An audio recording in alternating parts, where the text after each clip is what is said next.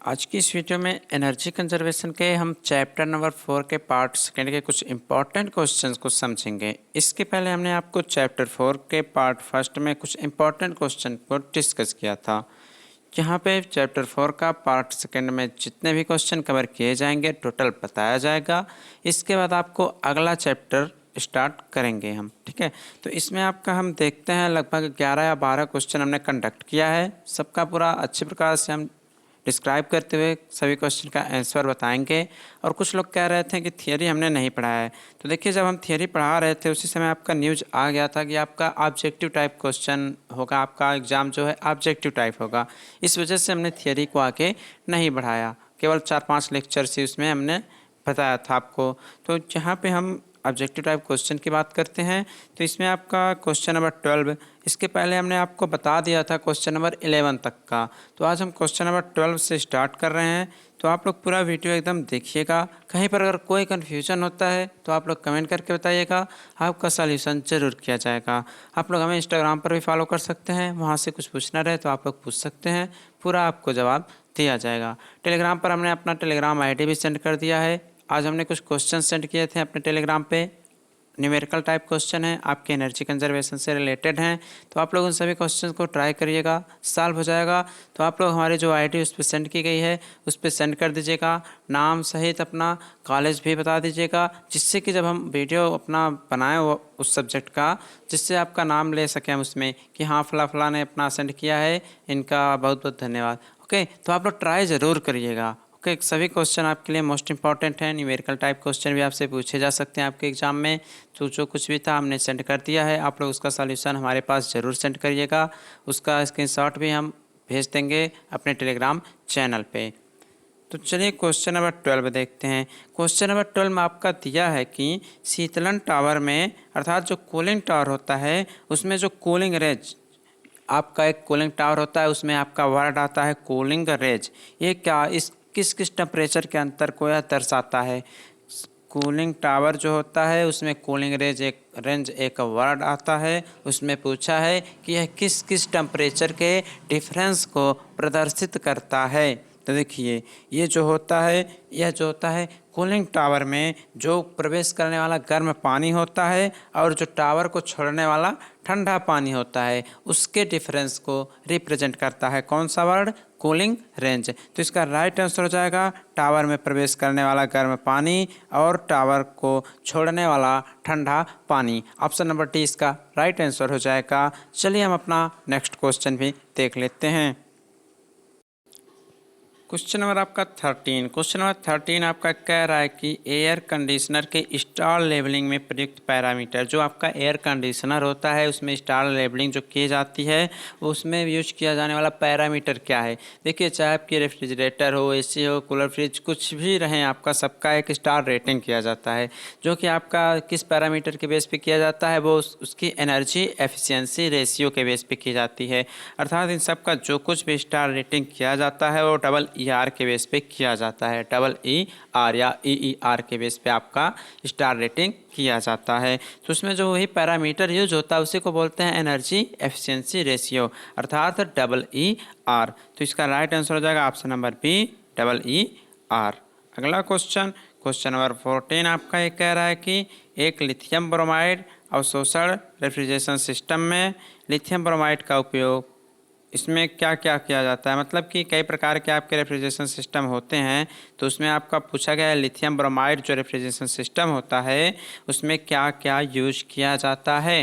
तो देखिए जो lithium bromide absorption refrigeration system जो होता है, एक लिथियम ब्रोमाइड अवशोषण प्रशीतन प्रणाली जो होती है, इसमें क्या होता है, इसमें ये होता है कि पानी को एक रेफ्रिजरेंट और लिथियम ब्रोमाइड के रूप में एक शोषक के रूप में यूज करते हैं।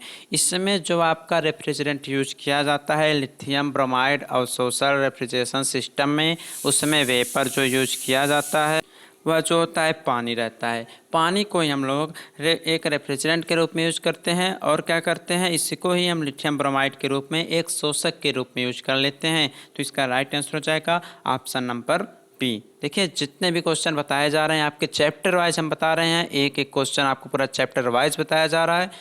कहीं पर अगर कोई भी कन्फ्यूजन होता है तो आप कमेंट करके ज़रूर पूछिएगा। सभी क्वेश्चन आप लोग एक बार ज़रूर देखिएगा, चाहे आप लोग 2x स्पीड पे देख लें या किसी भी स्पीड पे देख लें, सभी क्वेश्चन आप लोग देखिएगा। क्योंकि अगर एक बार आपके दिमाग में जो है आंसर चला जाएगा तो आप, अगर आपके सामने पेपर आएगा तो आप लोग वहाँ से आसानी से अपना दे सकते हैं, सही आंसर लगा भी सकते हैं। लेकिन इससे कभी कभी आपको कन्फ्यूजन भी हो जाता है, तो आप लोग आसानी से बिना कन्फ्यूजन के समझते हुए सभी क्वेश्चन को पढ़िएगा।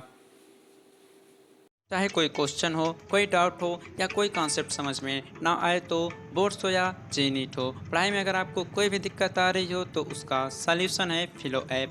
अपने डाउट को किसी भी टाइम क्लियर करें इन दीज 3 इजी स्टेप्स। सबसे पहले इस ऐप को प्ले स्टोर या ऐप स्टोर से आपको डाउनलोड कर लेना है।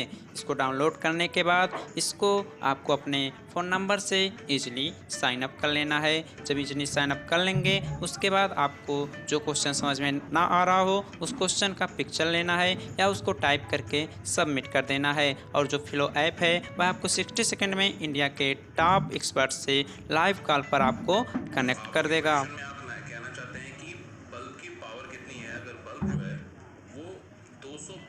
वोल्टेज पर ऑपरेट हो रहा है, राइट। इस बैटरी का जो वोल्टेज है वो आपको गिवन है 220। तो ये आपको सिंपल रिलेशन हो गया यहाँ पर। अब अगर कोई आपको और डाउट है तो आप बताइए। Thank you. So guys, it's that simple. If any question, just ask Philo. इस ऐप का डाउनलोड लिंक नीचे डिस्क्रिप्शन में है, सो डाउनलोड फिलो नाउ। अगर आप लोग फिलो ऐप में एक्स्ट्रा 10% तक का डिस्काउंट पाना चाहते हैं तो स्क्रीन पर दिए हुए कोड को अप्लाई ज़रूर करें। इससे आपको फिलो ऐप में एक्स्ट्रा 10% तक का डिस्काउंट ज़रूर मिलेगा। Question number 15। क्वेश्चन नंबर 15 आपका एक कह रहा है कि TR में प्रशीतन लोड जब 30 मीटर के ऊपर आवर पानी को 14 डिग्री सेल्सियस से 6.5 डिग्री सेल्सियस तक ठंडा किया जाता है तो क्या होता है, जो आपका रेफ्रिजरेशन लोड होता है वो कितना होता है। तो देखिए, ये सब पूरा थियरी था आपका, उसमें आपको रेफ्रिजरेशन सिस्टम पढ़ाया जाता है, रेफ्रिजरेशन इफेक्ट के बारे में पढ़ाया जाता, 1 टन ऑफ रेफ्रिजरेशन क्या होता है। तो देखिए, अगर क्वेश्चन पूछ लेता है 1 टन ऑफ रेफ्रिजरेशन यानी TR जो है बराबर कितना होता है, तो आपका ये होता है 210 किलो जूल पर मिनट आपका होता है। इस क्वेश्चन को भी याद कर लीजिए। कहीं कहीं पर आपको चेंज करके मिलेगा 232 कुछ किलो जूल पर मिनट भी आपको मिलेगा। तो इस क्वेश्चन को तो पूरा सॉल्व करना पड़ेगा, लेकिन यहाँ पे टाइम नहीं है। अगर आपसे सॉल्व हो जाता है तो आपसे फिर से कहते हैं टेलीग्राम पे भेज दीजिएगा, आपका नाम हम बता देंगे, फला ने सेंड किया है। तो इसका राइट आंसर जो आएगा वो आएगा 74.4, ऑप्शन नंबर ए सही हो जाएगा। क्वेश्चन नंबर 16 आपका एक कह रहा है कि कंप्रेशन सिस्टम की तुलना में एब्जॉर्प्शन सिस्टम निम्नलिखित के लाभ प्रदान करती है। मतलब एक कह रहा है जो संपीड़न प्रणाली होती है, जो संपीड़न या कंप्रेशन सिस्टम होता है, उसकी तुलना अगर हम करते हैं अवशोषण प्रणाली या एब्जॉर्प्शन सिस्टम से तो हमें क्या लाभ होगा। तो इसमें यह होता है कि जो निम्न श्रेणी के ऊर्जा एनर्जी सोर्सेज रहते हैं उसके उपयोग की संभावना जो होती है वह बढ़ जाती है। तो निम्न श्रेणी के ऊर्जा स्रोत के उपयोग की संभावना बढ़ जाती है वेपर कंप्रेशन या वेपर कंप्रेशन सिस्टम बोले या कंप्रेशन सिस्टम अवशोषण की तुलना में। तो इसका राइट आंसर हो जाएगा option number C. Question number 17 आपका एक कह रहा है कि वेपर एब्जॉर्प्शन रेफ्रिजरेशन सिस्टम अर्थात वाष्प अवशोषण प्रशीतन प्रणाली में जो एब्जॉर्बर रहता है उसके द्वारा रेफ्रिजरेंट का अवशोषण किसके साथ किया जाता है। तो जो एनर्जी होती है या हीट होती है उसके इमोशंस के साथ, मतलब जो कुछ भी रेफ्रिजरेंट रहता है वह वेपर एब्जॉर्प्शन रेफ्रिजरेशन सिस्टम में हीट के साथ ही उसमें प्रवेश करता है। तो इसका राइट आंसर आएगा ऑप्शन नंबर बी। अगला क्वेश्चन कह रहा है कि केवल 2 बंद वाहिकाओं से युक्त एक अवशोषण प्रणाली, देखिए जो केवल 2 बंद नलिकाएं जो होती हैं उससे युक्त जो आपका एब्जॉर्प्शन सिस्टम होता है, एब्जॉर्प्शन सिस्टम या अवशोषण प्रणाली होती है, वो आपका होता है रुक रुक कर वह आपका प्रशीतन प्रदान करता है, मतलब रुक रुक कर भी ठंडा करता है। ओके, और आपका इसमें ये भी सही है कि जो आपका अकेले सौर ऊर्जा पर भी काम कर सकता है। अगर 2 नलिका बंद कर दें किसी भी एब्जॉर्प्शन सिस्टम का तो रुक रुक कर एक तो आपको रेफ्रिजरेशन करेगा, प्रशीतन प्रदान करेगा, और दूसरा ये भी करता है कि अकेले सौर ऊर्जा पर भी काम कर सकता है। तो इसका बी और सी दोनों सही हो जाएगा आंसर। ठीक है, अगला आपका कह रहा है कि पारंपरिक लगातार ऑपरेटिंग एकल चरण वाष्प अवशोषण प्रणाली सिस्टम प्रशीतन सिस्टम, ठीक। इसमें कह रहा है कि आपका कई प्रकार के होते हैं, पारंपरिक होते हैं, पारंपरिक होते हैं। तो इसमें कह रहा है कि जो सिंगल सिस्टम वाला वेपर एब्जॉर्प्शन रेफ्रिजरेशन सिस्टम होता है उसमें क्या क्या होता है। तो देखिए इसमें आपको हम बता दें, इसमें आपका एक यांत्रिक कंप्रेसर के स्थान पर थर्मल कंप्रेसर का सबसे पहले यूज करते हैं और इसमें 2 विस्तार वाल्व लगे होते हैं। तो इसका ऑप्शन नंबर बी और ऑप्शन नंबर डी दोनों सही होगा। एग्जाम में हो सकता है ऐसे दे बी व डी, लेकिन यहाँ पे दिया नहीं है, बट दोनों सही है। इसका थियोरी पढ़ेंगे तो आपको पता चल जाएगा, वहाँ पे फिगर भी बनता है, पूरा एकदम रेफ्रिजरेशन सिस्टम बनाया जाता है, उसके बाद आपको समझ में आएगा। क्वेश्चन नंबर 20 आपका कह रहा है कि एक आदर्श सर्द शोषक मिश्रण के लिए ये क्या होता है। ये होता है एक आइडियल रेफ्रिजरेंट एब्जॉर्बर, एक मिक्सचर होता है, उसके लिए क्या क्या इसमें सही है। तो इसमें ये होता है कि मिश्रण पर ना तो विस्तार होता है और ना एक संकुचन अर्थात कंप्रेसर होता है। जो आइडियल रेफ्रिजरेंट एब्जॉर्बर होता है मिक्सचर के लिए, मिश्रण का ना तो विस्तार होता है ना ही उसका कंप्रेसर होता है, ओके। और इसमें सही है कि तरल चरण में राउल्ट का नियम और वाष्प चरण में डाल्टन का नियम भी फॉलो करता है। अर्थात अगर फ्लूइड के रूप में है, लिक्विड के रूप में है तो वहाँ पे राउल्ट का नियम फॉलो होगा, और अगर वेपर के रूप में है तो आपका डाल्टन का नियम फॉलो होगा। तो ऑप्शन नंबर ए और ऑप्शन नंबर डी यहाँ पे दोनों सही हो जाएगा। क्वेश्चन नंबर 21 कह रहा है कि राउल्ट के नियम से नकारात्मक विचलन वाले सर्द शोषक मिश्रण के लिए जो नकारात्मक डेविएशंस होते हैं आइडियल रेफ्रिजरेंट एब्जॉर्प्शन में, उसके लिए राउल्ट के नियम के अनुसार इसने पूछा है। तो इसमें आपका ये सही है, मिश्रण जो रहेगा वह प्रक्रिया एक्सोथर्मिक रहेगा, जो मिश्रण का प्रोसेस है वह एक्सोथर्मिक रहेगा अर्थात उसमें छेपी रहेगा। और इसमें ये भी सही है जो ऑप्शन नंबर डी है, क्या है, वास्तविक संतुलन का जो टेम्परेचर है वह राउल्ट के नियम द्वारा अनुमानित कम अधिक होता रहेगा। तो ऑप्शन नंबर ए और ऑप्शन नंबर डी भी इसमें दोनों सही हो जाएगा।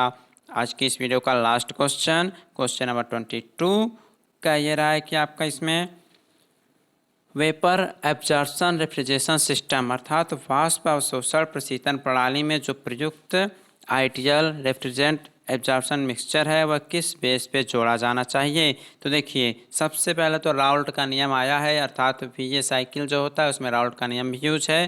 तो इसका फर्स्ट ऑप्शन भी सही हो जाएगा कि अवशोषक पर राउल्ट के नियम से जो नकारात्मक डेविएशंस होता है वो प्रदर्शित किया जाता है।